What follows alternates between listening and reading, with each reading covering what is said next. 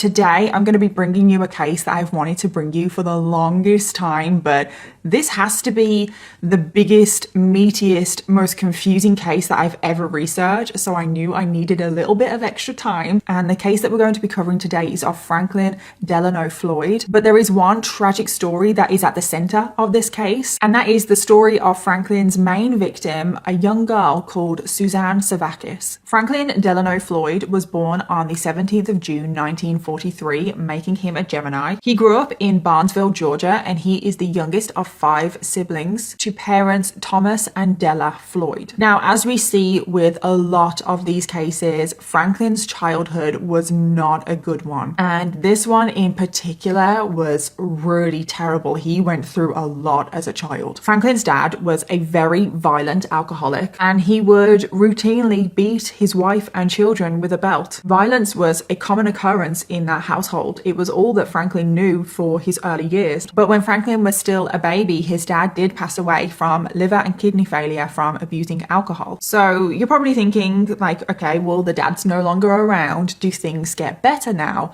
Well, they don't. If it's possible, it actually gets worse. Franklin's mom decided that she could no longer take care of the 5 children. So in the January of 1946, when Franklin was just 2 years old, his mom dropped Franklin and his other 4 siblings off at a local orphanage. The children were raised in a horrible way. Like, it was just a very strict, unbearable kind of home. It was a very cramped. The facilities were not very good. A lot of the time, the children had to sleep 10 a room. They were also fed an extremely restrictive diet, and sometimes the children were even starved as a form of punishment. So yeah, this home, and I'm just literally going over the most basic things of this home, but this home was not a good home, and Franklin's time at this home was absolutely terrible. And things went on like this for years. You've got to remember that Franklin was only 2 years old when he was placed in this home, and he eventually escaped the home when he was 16 years old. So for 14 years, this was what Franklin's life was like. And when Franklin did manage to escape the home at 16 years old, this would be for good. He would never return back to the orphanage. He drifts all over the US. He goes from Philadelphia to Atlanta to New York, Miami,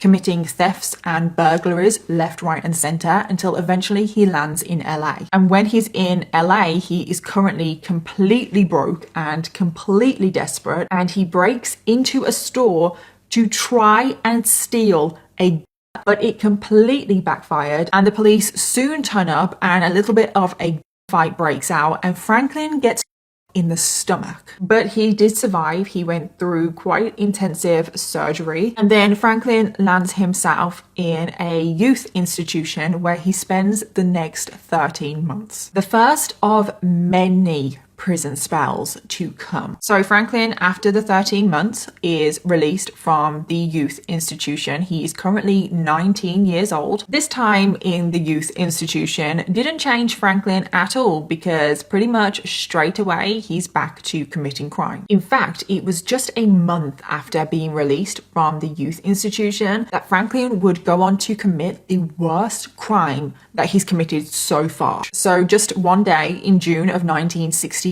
Franklin walked into a bowling alley that wasn't too far from the orphanage and abducted a 4-year-old girl. He then took this 4-year-old girl into a nearby wooded area and he raped her. Franklin then abandoned the girl and fled the scene. Franklin was thankfully caught and charged for this and was sentenced to 10 to 20 years in prison. So it's now 1962. Franklin is in prison, but Franklin doesn't want to stay in prison. Oh no. He does everything in his power to escape. He literally, at every chance that he could, he would try to escape. And it was only 4 months into his prison sentence that he actually managed to escape. And as soon as Franklin escaped, he steals a car, buys a pellet, and then the very next day, he tries to rob a bank. What?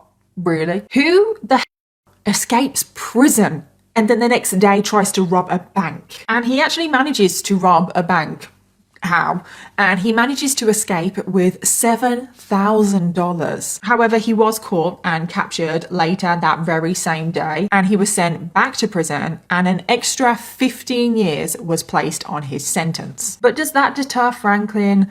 Oh no, of course it doesn't, because just 2 months after he first escaped, he escaped again. So how he escaped this second time is that Franklin and a group of other prisoners managed to hotwire a truck. Again, why do they have access to a truck? And then they rammed the truck through the prison gates. But it wasn't actually very successful, thank God. They actually didn't manage to escape outside of the prison, but they did obviously give it a very good attempt. And Franklin was given an extra 5 years on top of his sentence. After 10 years, in January of 1973, Franklin was released. I told you he didn't serve all of his time. In January of 1973, Franklin is currently 29 years old. So in June of 1973, Franklin Delano Floyd would just completely disappear, like he dropped off the face of the earth. Just before carrying out the horrific crimes, he needs a new identity. He needs to start again. And this is when he changes his name to Brandon Williams. And side note, there are a lot of name changes in this case. So in 1974, approximately a year of being on the run, Franklin meets a woman. Sandy was in her mid-20s and she was currently a single mom of 4, and her 4 children were Suzanne, aged 5, Allison, aged 3, Amy, aged 2, and Philip, aged 1. And just 1 month after they first met, they are married. And in the beginning, Sandy thought that this was perfect. Franklin was going to be the perfect husband. Everything was going to be great, but obviously it wasn't. And this all started when Franklin started to form a very close but creepy relationship with her oldest daughter, Suzanne. Suzanne Savakis was born on the 6th of September 1969, and Franklin got a little bit too close to her. So it all started when Suzanne's mom, Sandy, went to the store one day to buy diapers for her children. Now, this is what she did all the time. She goes to the cashier, she hands them a check, but the check bounced. And because of this, she was sent to prison for 30 days. So Sandy does her 30 days, and when she is released, when she returns home, all of her children are gone. She soon finds out that Franklin, who is her husband, has taken all of her children. And Franklin has vanished without a trace. And as soon as she finds out this, she is phoning everyone and anyone that she can to try and track down her children, try and locate where they are. Now, she actually tracks down her 2 middle children, her 2 daughters, Amy and Allison, pretty quickly and gets them back. But her eldest, Suzanne, and the youngest, Philip, are nowhere to be found. But she has hope. She doesn't give up. She keeps looking. But tragically, it would not be a happy ending. Her youngest son, Philip, had been given up by Franklin in a private adoption, and Sandy had no way of tracking him down because it was a private adoption. And Philip's whereabouts would remain a mystery for the next 35 years. And as for her eldest daughter, Suzanne, well, her fate was much worse because Franklin hadn't abandoned Suzanne in a home because Franklin wanted to keep Suzanne for himself. And when Sandy figured this out, because obviously Sandy was witness to Franklin and his creepy relationship with Suzanne, she reported Franklin to the police. She said, listen, this man, he has my daughter Suzanne, like he has kidnapped her. And the police, all they could say in response was, well, I'm sorry, but it's technically not kidnap because he is your husband and he is legally Suzanne's stepdad, and therefore it's not kidnap. Which, I'm sorry, makes no sense at all. Suzanne actually would never escape from Franklin. She would never escape his clutches. Suzanne was about to enter into a lifetime of abuse that makes this whole case just so unbelievably tragic and heartbreaking. And to this day, the full extent of what Suzanne went through is not actually known, because there are only a few people that actually know what happened, and that is Franklin, Suzanne, and then Franklin's friends that would also participate in this abuse, and none of them have either been able to or want to talk. And a babysitter of Suzanne was actually the first one to make allegations against Franklin that he could possibly be abusing Suzanne. But unfortunately, these allegations never led to any justice, because as soon as Franklin found out that these allegations had been made, he got spooked and fled. He ran away again, and Franklin and Suzanne disappeared. They both have new names now. Franklin changes his name to Warren Marshall, and Suzanne has her first name change, and she is now known as Sharon Marshall. I have so many questions when it comes to this case, but to this day, we actually don't know the answers to all of these questions. No one actually has any idea of what Suzanne's life was like on a day-to-day basis for those first 10 years or so. But eventually we get to January of 1983. Suzanne is now 13 years old. Suzanne lived in total and utter fear of Franklin her whole life.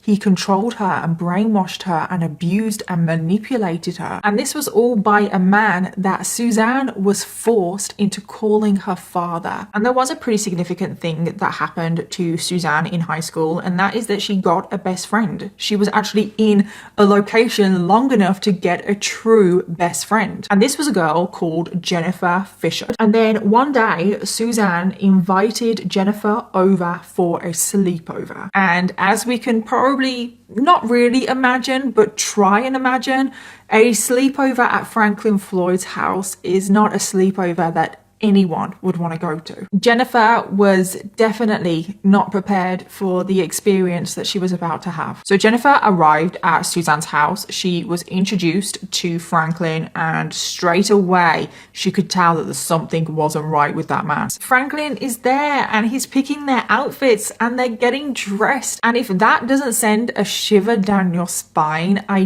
don't know what will. And then when the two girls are completely dressed, Franklin says to both of them, "Oh, you are both something to see." No, that just makes me, ugh. No, he literally makes me physically sick. But anyway, Franklin takes them to a club. He talks to the bouncer to let them in, and then he just leaves them there alone. I can imagine she is completely traumatized by this experience. And thankfully, in the end, at the end of the night, both girls leave the club unharmed, physically anyway. So they head back to Franklin's house, but there is one more event that happens on this night. So when they are back at the house, Suzanne and Jennifer are winding down from the clubbing and talking about like what happened. They're getting ready for bed, etc. When Franklin bursts into the room and points a directly at Jennifer. He starts shouting, "I thought I told you girls to go to bed." He looks furious,